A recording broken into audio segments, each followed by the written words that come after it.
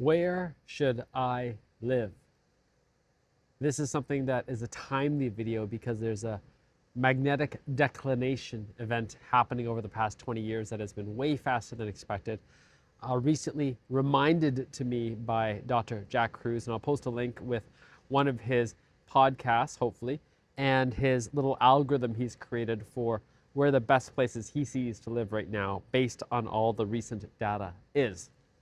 Hi, I'm Nick, former medical doctor turned soul doctor, healed from lifelong asthma and suicidal depression, founder of Ohana Sage and Ohana Breath, and wanting to share this with you because it's a timely question that I'm asking myself, that there is not a right answer and there may possibly be some more right answers, and hopefully this sparks some thought, some considerations for yourself, both intra and interglobally, where you might want to position yourself, where you might want to position your citadel. And I hope this inspires you so much that you take rapid change, and I would love to hear in your comments. I'd love to hear from you.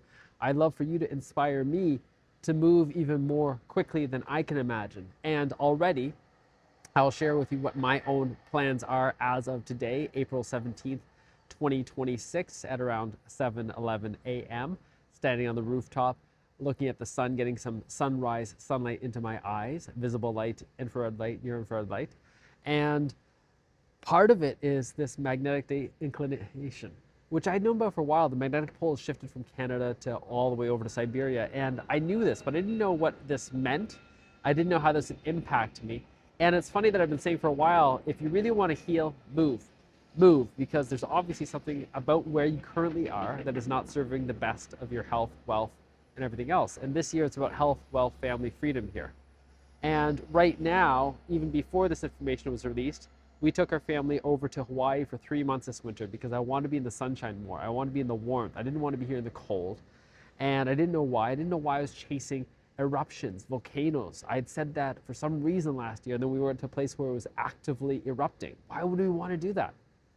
And having come back here, I can feel myself right now. I'm still recovering from what would traditionally be called an illness.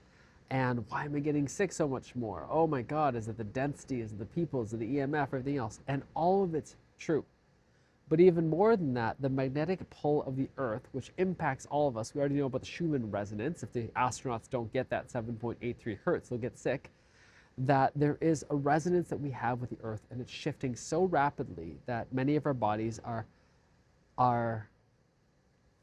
developing diseases, which are more than just what we put in our bodies, what we do, all these things. It's even just the basis of where we live and how we're living, especially indoors, especially disconnected, especially with technology. But more than that, the Earth's magnetic pole. And thankfully, this area I'm in right now, Port Moody near Vancouver, is one of the oases, one of the few oases in North America. But there's other things. There's the population density, there's the non-native EMF, and the sunlight that aren't ideal. So what I'm looking at now is both the best places to live, and what I really appreciate is he also highlights that who is your circle of six, who's your inner circle, that matters too, and that may actually help amplify things. So in Vancouver, I have inner circle people, amazing people. We have family members. That's why we come back here. And I want to be back here in the summer times. But in the winters, our default was going to be Hawaii, Puna District, Big Island, lower area, less populated. We have at least an acre, growing our own stuff near volcanic land, further away from EMF, further away from 5G towers, all of the stuff that we can do to help mitigate things, while we also have an inner circle. I'm really grateful for some dear, dear friends we've had there, developed there, and how do we develop that inner circle? It's going to be so, so important. Now, having said that, now having looked at Dr. Kruse's document, there's a few other places for us that I'm planting the seeds for myself. One is definitely has come back to kind of Costa Rica, El Salvador. It's volcanic area.